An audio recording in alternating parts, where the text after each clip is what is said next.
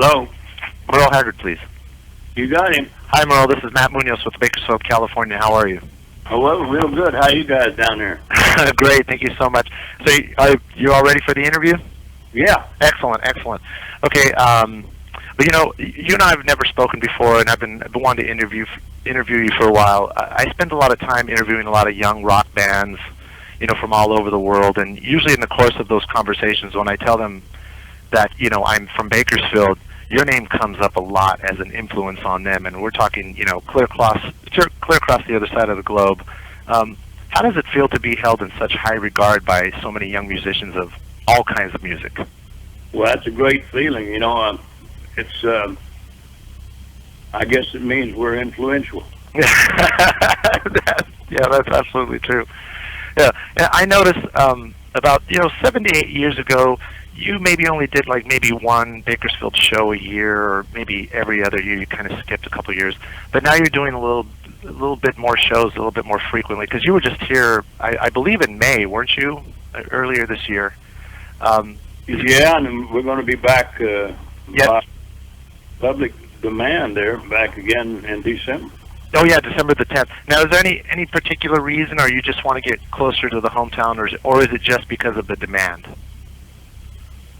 Well, Bakersfield's a big part of my life. I have relatives there, and so it's, anytime they want me to play, it's not me drumming up the response. So they come to me and say, the folks want to have you back. We'd like to have you back. When can we get you? And we were playing 2 days in Las Vegas, and so it was natural to run down and play Bakersfield, I think. Yeah, excellent. Now, one late Sunday night, I happened to be out riding my bike through downtown Bakersfield, and I saw you hanging out at the Padre with Ray McDonald, who I know, and you guys were just hanging out playing pool, and I was kind of, hey, that's Merle Haggard. You seem pretty approachable and very laid back. I've never met you before, but do you like hanging out in public places and people coming up to you, or do you prefer your privacy? Well, I don't do it much anymore. I used to like to play pool, go down and play pool with the guys that played real good. And I actually took lessons from a couple of professional players. And really? Yeah, and that's the main reason for me being down there. I really don't care that much about drinking or anything, but hanging out and visiting with friends and stuff. Yeah, I like playing pool. Yeah. So now, besides the Padre where you happen to be there, do you have any favorite spots to visit in Bakersfield when you come into town, or you just kind of stay at home or hang out with friends at their homes? Well, they've all changed. We used to play at the Barrel House, which is now a strip bar or something over there. Yeah. It wouldn't be good to hang out there, I don't guess. That's true. Now, to calm all the fans down who are always, there's always seems to be concern about how your health is doing. Let me ask you candidly, how are you feeling? And, can we expect Merle Haggard to be with us for, a long time? I think so. The stem cell thing they got going on that's going to make the heart last longer. I think longevity as a whole in the human race has increased quite a great deal in my lifetime, and I've got a wife that keeps me real healthy and makes sure that I'm doing the right thing, and I try to get exercise, and so I'm at the moment I'm in top shape. Excellent. Now, you ever thank you so much for that. Do you ever think about opening a Crystal Palace type venue in Bakersfield, or you kind of just prefer playing? Well, there's been people approach me about that, and it's something I may or may not do. It's just it's a whole different ball game, tying yourself down to one place and being responsible for lawsuits. Oh yeah, all that. It might be something. I did it one time up here. I had a resort here on Lake Shasta for about 4 years. I was partners in one, and it drove me nuts.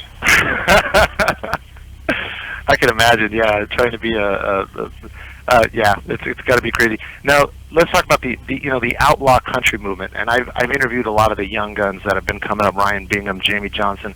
What do you think about that movement? Because a lot of them, once again, they attribute a lot of their style and music, musical style and image to you. What do you think about those young guns? I'm a fan of Jamie Johnson. I think he's great, and there's some extremely rare talent, I think, appeared in the last 24 months or so, and he's one of them. Definitely. Now, your latest record, Working in Tennessee, has some family involvement. Your wife Teresa's on it, and you also have your kids on there. How does it feel? How does it feel to work so closely with your family now? The kids are getting older, and I'm sure they want to get involved in the in the business a little bit more. How was that whole experience for you? Well, it's real rewarding, to look around the bandstand and have a couple of people on stage that's qualified, and not just there because they're part of my family. I wouldn't rather have any guitar player in the United States than my son. I'd rather have my son. Oh, he's fantastic. You're not just the father, but you're also their musical mentor. And they both show a lot of great promise. Well, what kind of future do you see for them in the business? Should they choose to pursue it? Well, if my wife chooses to sing, she'll be a star. And it's just a matter of what they want to do. How much they want to contribute to the whole picture is what they'll receive. And they can do whatever they want to. I think they've got the talent to do it. And what kind of advice do you give them? Study really, really hard. Just study music and study the times in which we live, and the electronic effect of it all. As bad as it may be, we may want to, as good as it may be, we may want to shy away from it, so as to give the people a selection that includes reality. Now, I always want to know this. Do you have a hard time agreeing on a set list for the night? Because, you do write a lot of new material. You're always putting out new music. Or do you end up having to just settle for the fact that people want to hear the Merle Haggard classics, and you just kind of leave it at that? Do you have an original set list with a lot of new music, and you go, well, forget it. I know that people are going to yell for the classics. I'm just going to go with this. Man, I haven't used a set list since 1969. Now, how does the band keep up with it? Do you just tell the band, hey, listen, guys, you guys, I'm just going to call up the songs, and you guys have to follow me? That's it. And they're very intent, and they pay attention, and they're sober, and they're good. That's great.